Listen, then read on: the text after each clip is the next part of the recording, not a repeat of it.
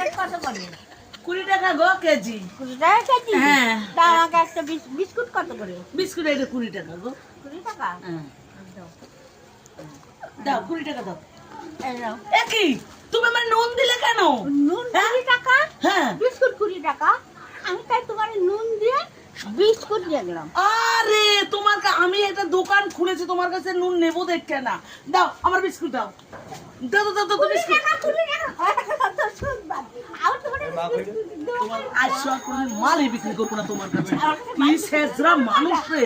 আরে কি কিসে বলে যেই মাত্র বললো যে নুন 20 টাকা, তাহলে আমি বিস্কুট 20 টাকা নিলাম, নুন তোমার 20 টাকা। আরে না, তোমার ঘরের থেকে নুন আনছো না, আমি তো তোমার কাছে 20 টাকা দেবো। তুমি কেন বললো? যাও তো তুমি যাও, ফের দিনের দোকানে আসবে না।